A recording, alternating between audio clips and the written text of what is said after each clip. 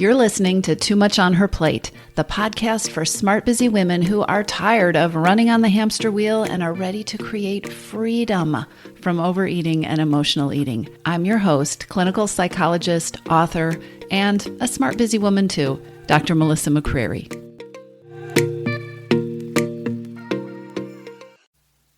Hey everybody, thanks for coming back to spend some more time with me. And if this is your first episode, welcome to the podcast.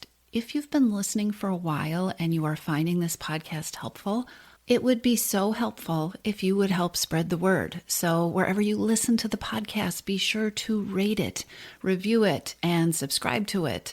And if you know somebody or if you are in a group of like-minded women who would appreciate from knowing about the podcast, please feel free to share. Okay, so what I want to talk about today, I heard myself the other day having a conversation with a client and talking about something that I realized I haven't really talked about on the podcast. I talk a lot about the power of mindset and the power of your thoughts and beliefs and how those thoughts and beliefs really underlie your relationship with food and your ability to be successful making changes. What I haven't talked about are the mindsets. There are a group of them that I see over and over and over again sabotaging, I'm having a hard time talking today, sabotaging particularly smart, busy women. They show up for a lot of different people, but particularly these are things that smart, high-achieving women struggle with. And to make it even more complicated, these mindsets that will sabotage you have often been sold to you as success mindsets. And so what I see are people who are approaching life through this lens, using these thoughts and beliefs, thinking that they are helping them get somewhere, right? They are their key to being more successful. They are fueling them. And really, these are ways of thinking. These are sets of thoughts or beliefs or specific thoughts and beliefs that actually make things harder for you and can sabotage you before you even start. If I haven't sold this strongly enough, I want you to think about these mindsets as actual minefields, because they are. They will sabotage you. They will devour your energy and your enthusiasm. They limit your potential and your ability to really stretch and reach, and they drastically affect the size and the shape of your game. By that I mean the way you show up, the way you approach your goals and your relationship with food and the things that you want in life. If you are not aware of how these particular mindsets are affecting you, and like many people, if you're not even aware that there's a mindset, because so many times if we don't take a step back, well, not even so many times, all the time, if we don't take a step back and examine our thoughts and our beliefs, then we aren't even aware that these are thoughts and beliefs. We think they are just reality. This is the way the world is, right? And if you're not aware of these mindsets, and if you're not aware that they're there and how they may be affecting you, they can have, I think, the underlying major impact on how and whether you will succeed with your goals and your ability to make the changes that you want to make in your life, whether you are talking about overeating or emotional eating, or whether you're working on something else. But I think these mindsets that I am referring to can be particularly pesky and present when it comes to trying to break out of diet mentality, trying to make changes with the scale, trying to change patterns of overeating or binging or eating at night. So I want to spend some time talking about these. And we'll see how this goes and how long-winded I get with all of this, but my hunch is that this is way too much to put in one episode. My hunch is I'm going to give you some background information, and then we will talk about one of the mindsets today, and then I will tell you about the other mindsets in upcoming podcast episodes. But that is just my hunch. We will see how this plays out. For a lot of women, particularly smart, busy women, overeating travels in cycles with overwhelm and overload. I call them the 3 O's: overwhelm, overload, and overeating. And I see a lot of women who are trapped in this cycle and feel very frustrated about it. So often, these women that I'm talking about, you may be one of them, I have certainly been one of them, become so frustrated and even mad and angry at themselves because they just aren't making the impact that they want to. They just aren't showing up for themselves the way they want to. They aren't showing up for the changes that they make the changes that they want to make the way they want to. It feels like they are reacting to life instead of being intentional because they're overwhelmed and overloaded and overeating. They work harder and harder, but they aren't getting where they want to with goals, with their personal life. Oftentimes professional life and taking care of other people is going okay. It's the other stuff, right? And what they get from this whole cycle is tired and discouraged. And I've talked in some other podcast episodes about the cycle of hidden hungers and how once you start to get one hidden hunger, you can easily accumulate more hidden hungers. So there's a vicious cycle that happens. And when you're stuck in overwhelm and overload and overeating and you don't feel like you're getting anywhere and you're tired and you're discouraged, you know what happens? You do know what happens. You start to lose your faith and you start to lose your confidence in yourself. And you start to lose your motivation, even though part of your brain is saying that old myth, that diet mentality myth that it's just, if it's not working, you just need to work harder, but it becomes harder and harder to work harder. What people often don't realize is that they're getting in their own way. And I don't mean this in a blaming kind of way. I just told you that the diet mentality myth is if it's not working, it's you and you need to work harder and harder. We get in our way, however, with thoughts and beliefs that put ourselves in our own way. I'm going to say more about it because I just realized that sounds very confusing. But I'm saying they or we get in our own way without even realizing it, in part because the taking on this way of thinking that I'm going to share with you, these mindsets that are so prevalent, oftentimes it's done really deliberately. One of the reasons it is so important to talk about this is that the mindsets that I'm talking about are things that we often choose to think and we reinforce and we say, okay, today I'm going to wake up and I'm going to think this way because we think that this way of thinking will actually get us where we want to go. We're told, we don't just come up with this on our own. We're told through all sorts of ways that these are success mindsets. This is how successful people approach problems. This is how, if I am going to be successful, I need to approach my eating at night or my overeating or my emotional eating or changing my weight. I need to think this way. I've been told, and you've been told, that these are success mindsets, but they really aren't. They are sabotaging mindsets. These are the kind of mindsets that keep you from thinking and playing at your biggest, at your fullest. They keep you stuck, struggling with things like stress and overload and overwhelm and overeating. They keep you from getting where you want to go. And what's worse, they may, like I said, lead you to feel like it's all your fault. They actually do. It's not may. They do lead you to feel like it's all your fault. If you are stuck in these mindsets, you can easily come to believe that you're the problem, that you're lazy, that you're unmotivated, or that you're even a failure, and that couldn't be further from the truth. The thing that is so important to come to see about these mindsets is that they fuel and lead you into the vicious cycle of working harder and harder and blaming yourself, but working harder and not getting anywhere. These mindsets put you on that hamster wheel instead of putting you on a success path. And honestly, once you start to see these mindsets, you will see that the effect they have is even bigger than how they impact the efforts that you're making to change your eating. They prevent you from taking growth steps, from giving yourself permission to grow and to learn and to take risks, whether it is with trying to change your eating and building new habits and learning what works and what doesn't work, or taking risks and growing in your business or in your relationships or in your life. They stifle your growth. They keep you from being your most vibrant version of yourself. They flatten your creativity. They stunt your creativity. They actually get in the way of it.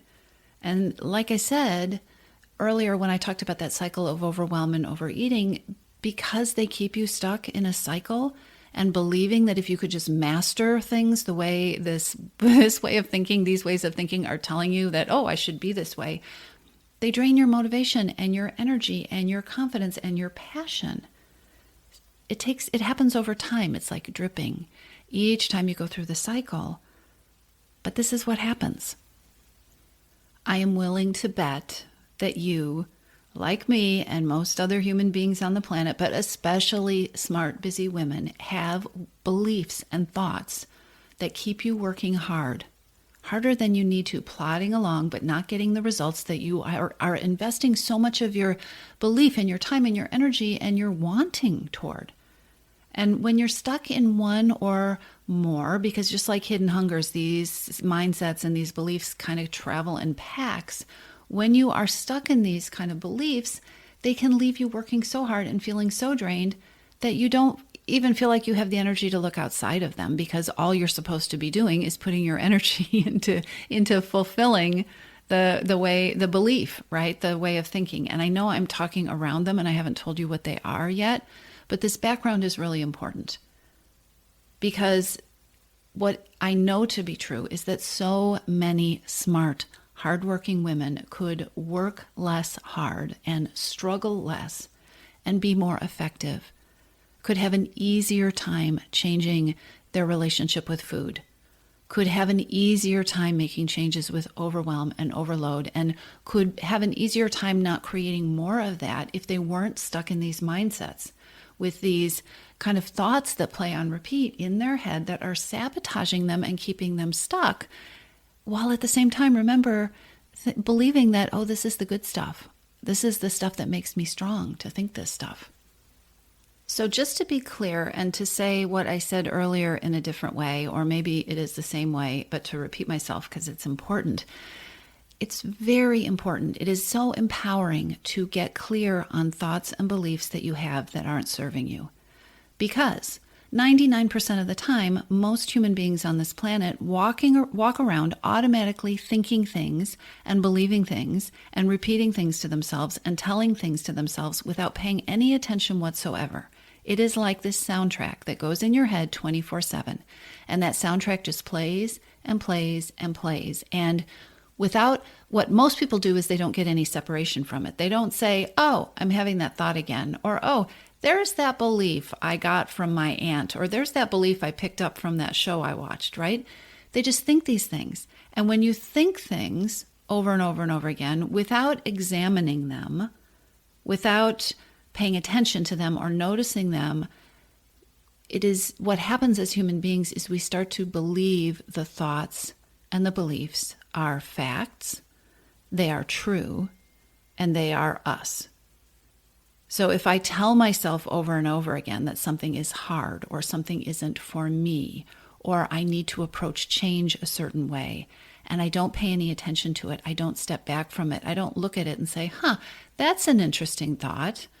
Is that helpful to me? Do I want to keep thinking it? Is there another thought? I just start to believe that that's the way life is. That's the way I am. And that is how we get stuck.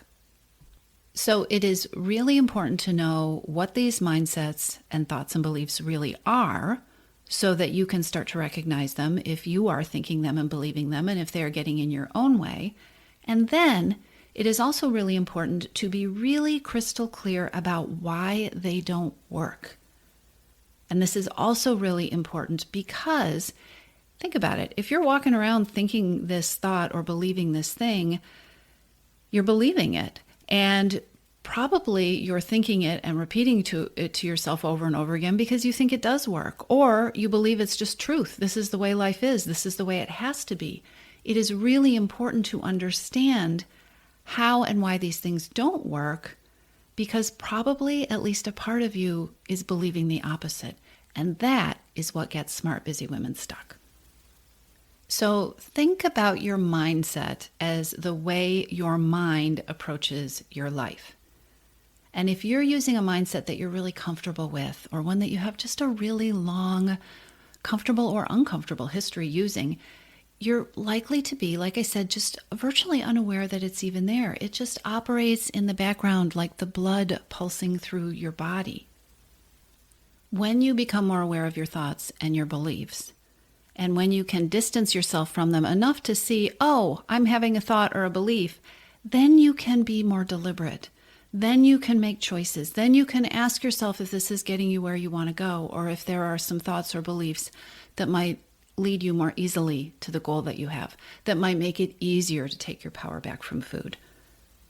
Once we shine light on these sabotaging mindsets so that you can really see them and the way they work, or more specifically, the way they don't work for you, I think you're going to see new possibilities for change and for transformation, and you may even see how things could be a whole lot easier. So, there are 5 mindsets that I'm going to cover. Today, I'm going to cover the first one, the one that needs no introduction if you have listened to this podcast previously, and that's the all or nothing mindset. The all or nothing mindset also goes by the name of perfectionism, and we cannot talk enough about this self-sabotaging mindset because it will sneak into everything.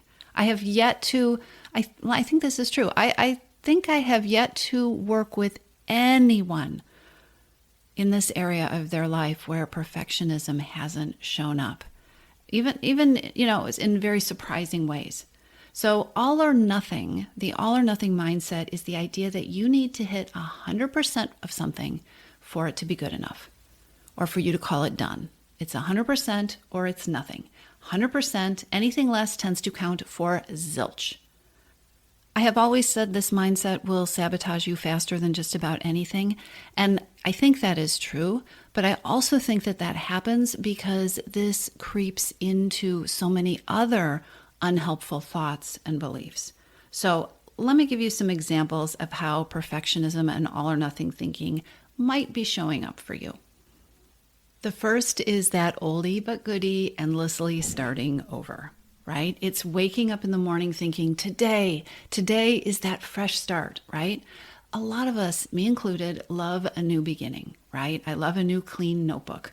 But that feeling of starting over, it often includes this idea of this time I'll get it right. This time I'll do it, right? Starting from scratch, having to be perfect. When you think this way, you run the risk of not taking credit for all the things that you've accomplished and learned so far. And I've talked about that in other podcast episodes.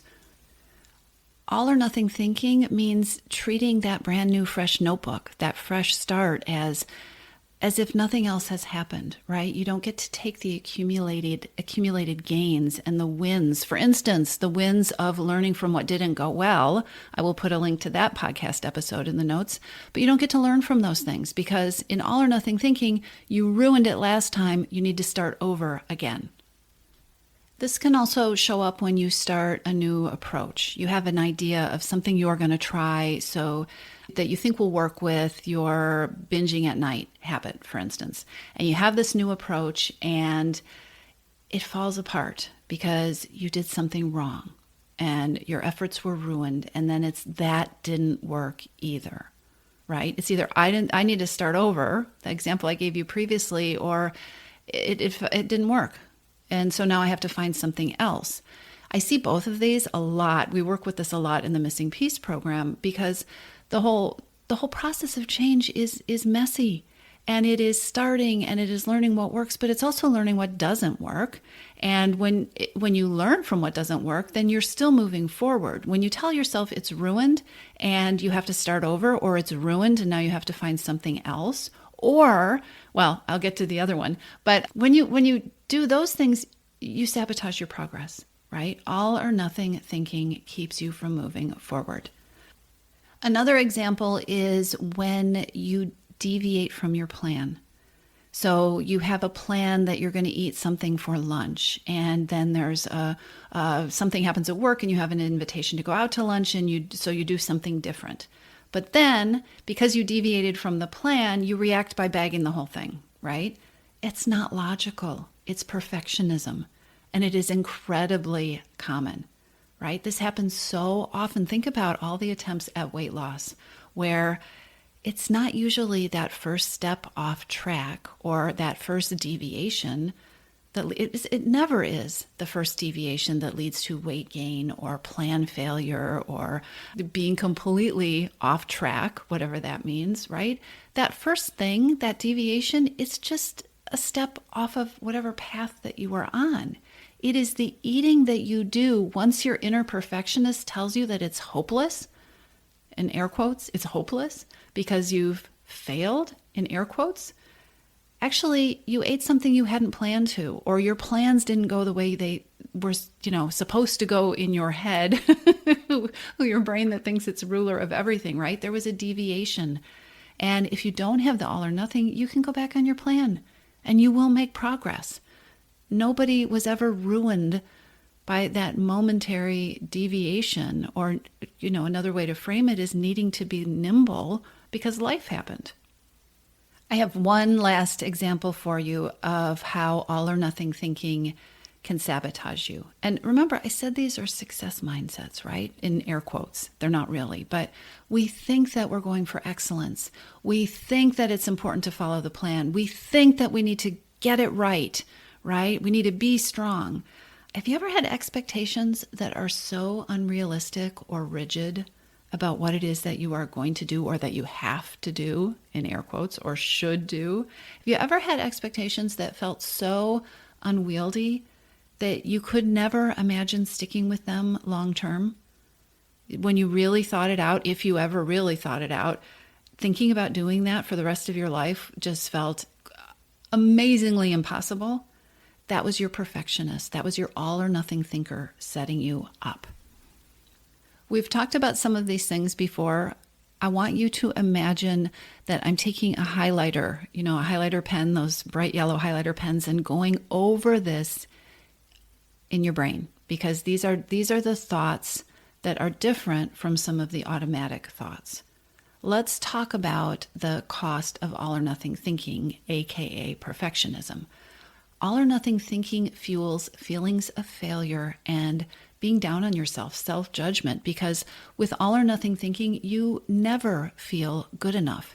You don't ever get partial credit. Perfectionism and all or nothing thinking fuels small, safe thinking and small, safe acting, being afraid to act, restricting your actions to the things that you feel like you could do those 100%, because 100% is all that's going to be good enough, and failure is catastrophic, right? All or nothing thinking actually fuels overeating, because perfectionism is painful and stressful and creates a lot of pressure. And so comfort eating, stress eating, eating to not think about things, anybody, those can all be fueled by all or nothing thinking. It also fuels giving up and procrastinating, because we get afraid that we're not going to get it perfect. We're afraid to dive in because the expectations feel like they don't feel like they've set us up for failure within the definition of all or nothing thinking. All or nothing thinking fuels irritability because life feels hard. It is hard all the time. There is an impossible standard. It fuels criticalness and rigidity. When you feel like you have to get it perfect, it is hard to be playful. It's hard to be lighthearted. It is hard to go with the flow or to laugh at your mistakes because they mean something. It's all or nothing. Here's a really big one. Perfectionism prevents you from really recognizing and celebrating the good things that you do, from owning your accomplishments. Because think about it, in the all or nothing mindset, there is always something that you didn't do. Nothing ever feels complete. So you don't get credit for what does go well. Think about the days where you started some kind of plan to do something differently with your eating. Maybe it was a mindful eating experiment. Maybe you wanted to eat a certain way that day. And think of the days when you made it all the way through the day, and then at 5:30, for reasons that you don't know or maybe reasons that you do know, things fell apart. Did you give yourself credit for the 100 times that you were aware that day, or the 100 choices that you made that worked for you, or the 100 ways you strengthened the muscles that you were trying to strengthen? Or is the only thing that you remember about that day that one thing? So not only do you not get to recognize your accomplishments, but it kills your passion because you never get to recognize your accomplishments. It kills your motivation. It makes it very hard to keep trying. All or nothing thinking is deadly to change. It is really important to notice the all or nothing thinking, and not to get perfectionistic about banishing the perfectionism, right? Notice the all or nothing thinking. Practice being playful. Practice celebrating 75% and 85% instead of getting mad that you didn't get 110%. In the Missing Piece program, one of the things that we work on constantly is strengthening the muscle of continuing onward, not letting perfectionism stop us. And it comes up over and over and over again. People will say, I see it happening. Okay, how do you keep going? How do you notice that didn't go so well yesterday? How do you notice that you feel like you didn't do last week's training? How do you notice those things and keep moving forward instead of telling yourself, all or nothing, it's all ruined and I need to start over? This is a muscle that when you start work, not talking about the all or nothing muscle, but the keep going muscle.